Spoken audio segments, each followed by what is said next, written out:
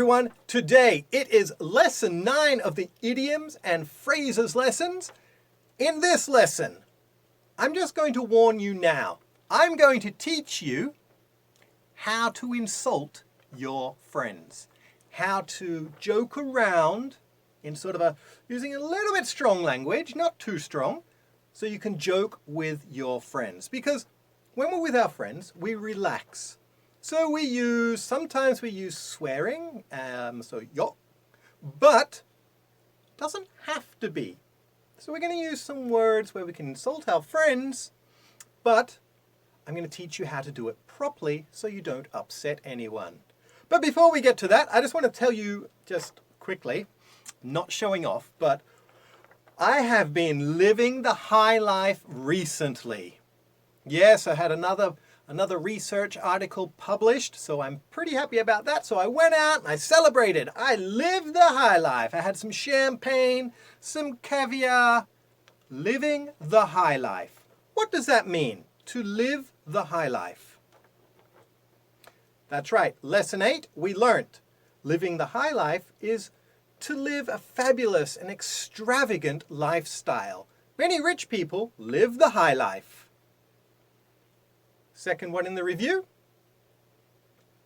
Many boxers, professional boxers, come from the wrong side of the tracks. What does that mean, to come from the wrong side of the tracks? It means to come from an area of your society or your city or your community which is poorer or rougher than the rest of the city. Okay, it's the wrong side of the tracks, okay? It's sort of negative. Okay, people there, we're not saying anything about the people. We're talking about as a collective that is called the wrong side of the track. So it's a rougher area, it's a poorer area of society.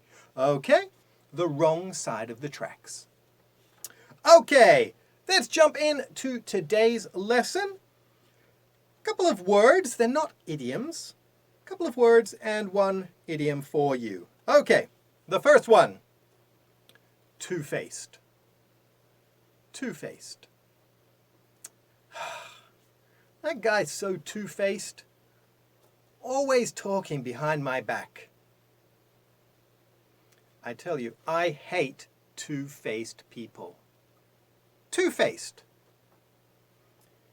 If someone is two-faced, well, think of it like this.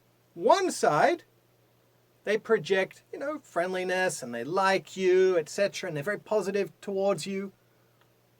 But on the other face, they put you down, they talk negatively about you, they backstab you, okay? They are two-faced. The next one, backstabber or to backstab. Okay, backstabber, the noun, and to backstab or stab someone in the back. Okay, that's sort of the idiom, to stab someone in the back. What does that mean? See that guy there? Don't trust him. Do not trust him. Take anything he says with a grain of salt. He's a complete backstabber. That means that this person will go behind your back and do something to hurt your reputation or to undermine you in some way. Okay, so they're putting you down, but to your face, they're your friend. But behind your back, they stab you in the back by doing something to hurt you. They're a backstabber, or they've stabbed you in the back. And finally, do someone's dirty work. To do someone's dirty work. Can you tell the boss that I'm going to be 10 minutes late? No! Do your own dirty work. Hey, look, I'm finished my report, but can you do the references for me? No, I'm not doing your dirty work. You do your own dirty work. What does it mean to do someone's dirty work? Well, dirty work is the work that's hard or you just don't want to do, or it's actually physically dirty, okay? So, dirty work, the hardest part of a job. I'm not doing your dirty work. I'm not doing the hardest part of the job.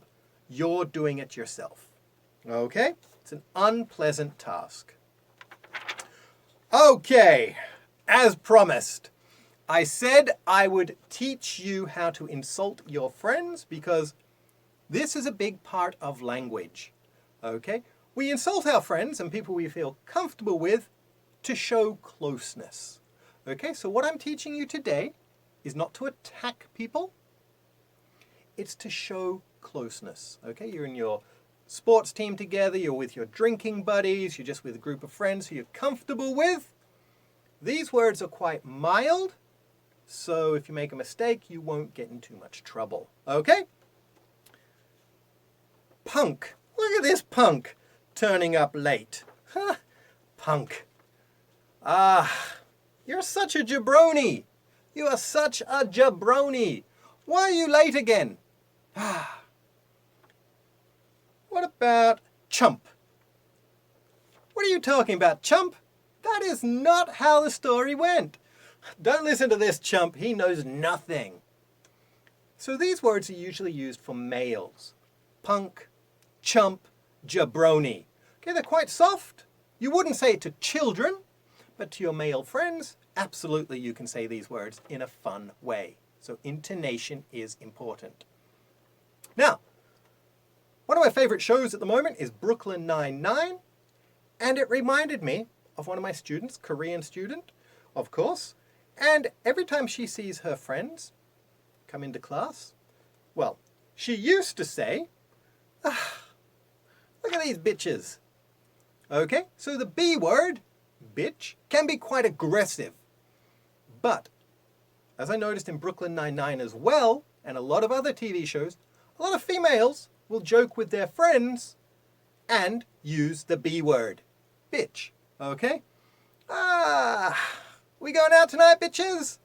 Okay, now obviously I'm a guy, I wouldn't say it to a female, but a female who's close with another female will say it.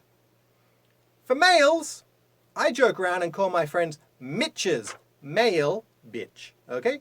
Look at this Mitch. Okay? So, just a little bit of fun there, only with your friends. Remember, I'm teaching you this because at Oyster Cafe, we keep English real. Bye!